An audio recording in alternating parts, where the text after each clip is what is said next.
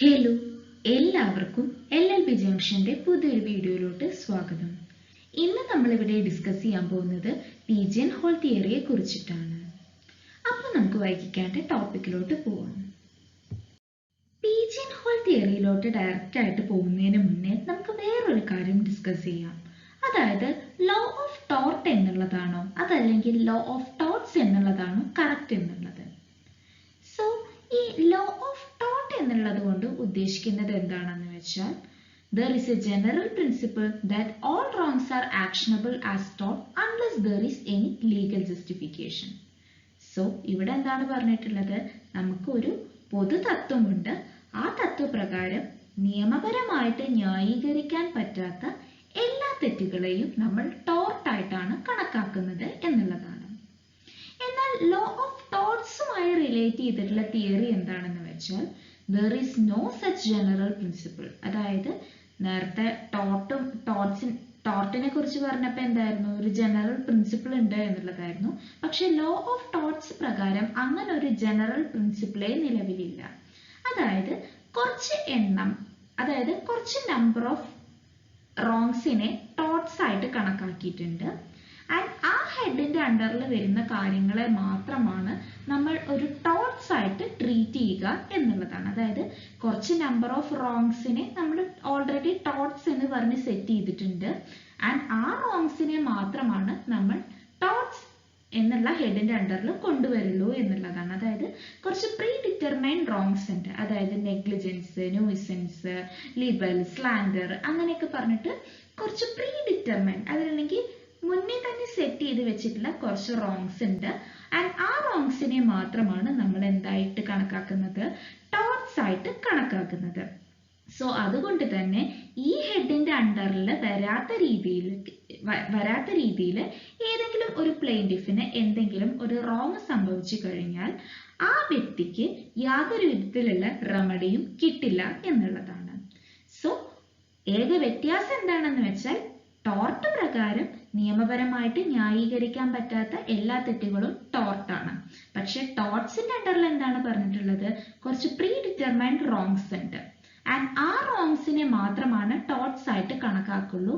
Beyond that ഒന്നിനെയും നമ്മൾ എന്തായിട്ട് ടോർട്ട്സ് ആയിട്ട് കണക്കാക്കില്ല. ആൻഡ് അവർക്ക് റെമഡിയും കിട്ടില്ല എന്നുള്ളതാണ്. ലോ ഓഫ് ടോർട്ട് ആണ് കറക്റ്റ് എന്ന് വാദിച്ചിട്ടുള്ള ഒരു ലീഗൽ ഫിലോസഫറാണ് വിൻഫീൽഡ് എന്ന് പറയുന്നത്.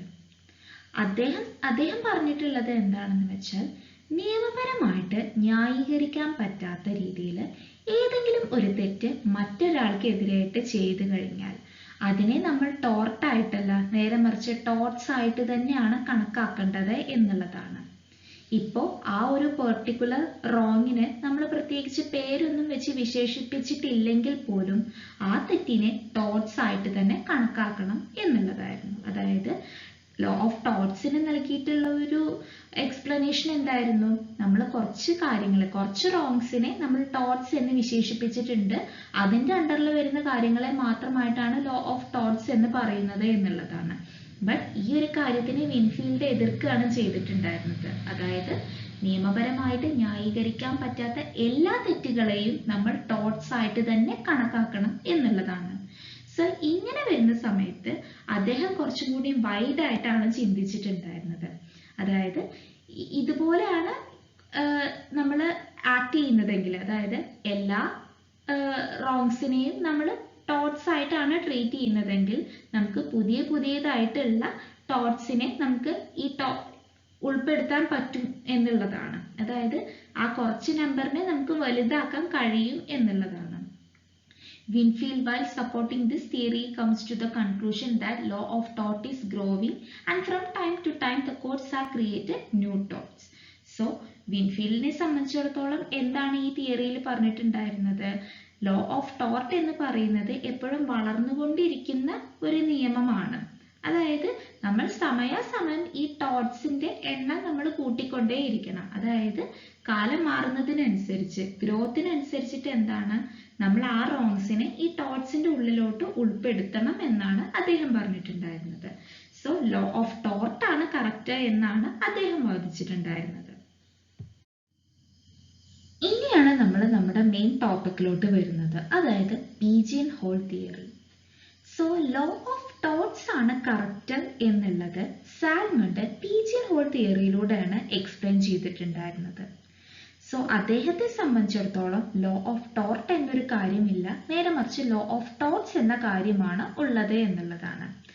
സോ അദ്ദേഹത്തെ സംബന്ധിച്ചിടത്തോളം ഈ നമ്മൾ ഓൾറെഡി സെറ്റ് ചെയ്തിട്ടുള്ള ടോർട്സിന്റെ അണ്ടറിൽ വരുന്ന റോങ്ങുകളെ മാത്രമാണ് ഈ ലോ ഓഫ് ടോർട്സ് ഡീൽ ചെയ്യുന്നുള്ളൂ എന്നുള്ളതാണ്. അതായത് ഒരു സ്പെസിഫൈഡ് നമ്പർ ഓഫ് റോങ്സിനെ നമ്മൾ ഓൾറെഡി ടോർട്സ് ആയിട്ട് കണക്കാക്കുന്നുണ്ട്. സോ അതിന്റെ അണ്ടറിൽ വരുന്ന തെറ്റുകളെ മാത്രമാണ്, അതല്ലെങ്കിൽ ആ ഒരു ഹെഡ്സിന്റെ ഉള്ളിൽ ഉൾപ്പെട്ടിട്ടുള്ള തെറ്റുകളെ മാത്രമാണ് ഈ ലോ ഓഫ് ടോർട്സ് കവർ ചെയ്യുന്നുള്ളൂ. അതല്ലാത്ത പക്ഷം യാതൊരു രീതിയിലുള്ള ലയബിലിറ്റിയും അവിടെ അറൈസ് ചെയ്യുന്നില്ല. അതുപോലെ തന്നെ ഇൻജേർഡ് പേഴ്സണ് യാതൊരു രീതിയിലുള്ള റെമഡിയും അവിടെ കിട്ടാൻ പോകുന്നില്ല എന്നുള്ളതാണ്. ഇപ്പൊ നിങ്ങൾക്ക് സ്ക്രീനിൽ ഈ പീജിയൻ ഹോളിനെ കാണാൻ കഴിയുന്നുണ്ട്. അതായത് ഓരോ പൊത്ത് ഓരോ പ്രാവുകൾക്കായിട്ട് അറേഞ്ച് ചെയ്ത് വെച്ചിട്ടുണ്ട്. സോ അതിലെ ഓരോ പ്രാവുകളെയും നിങ്ങൾ ഓരോ സ്പെസിഫൈ ചെയ്തിട്ടുള്ള ടോർട്സ് ആയിട്ട് സങ്കല്പിക്കുക. സോ ഇങ്ങനെ സ്പെസിഫൈ ചെയ്തിട്ടുള്ള ടോർട്സിന് മാത്രമാണ് ഈ ലോ ഓഫ് ടോർട്സിന്റെ അണ്ടറിൽ സ്ഥാനമുള്ളൂ എന്നുള്ളതാണ് ഇവിടെ പറഞ്ഞു വരുന്നത്. This theory is also known as pigeon hole theory. If there is no pigeon hole in which the plaintiff's case would fit in, the defendant has committed no tort. അതായത് നിങ്ങളിപ്പോൾ ഈ കാണുന്ന സ്പേസിൽ ഇപ്പൊ ഇദ്ദേഹത്തിനെതിരായിട്ട് കമ്മിറ്റ് ചെയ്തിട്ടുള്ള റോങ് നിങ്ങൾക്ക് കാണാൻ കഴിയുന്നില്ലെങ്കിൽ ആ വ്യക്തിക്ക് യാതൊരു വിധത്തിലുള്ള റെമഡിയും ഇവിടെ കിട്ടാൻ പോകുന്നില്ല. അതുപോലെ തന്നെ ഡിഫൻഡന്റ് അങ്ങനെ ഒരു ടോർട്ട് കമ്മിറ്റ് ചെയ്തതായിട്ട് കണക്കാക്കുന്നില്ല എന്നാണ് ഇവിടെ പറയുന്നത്.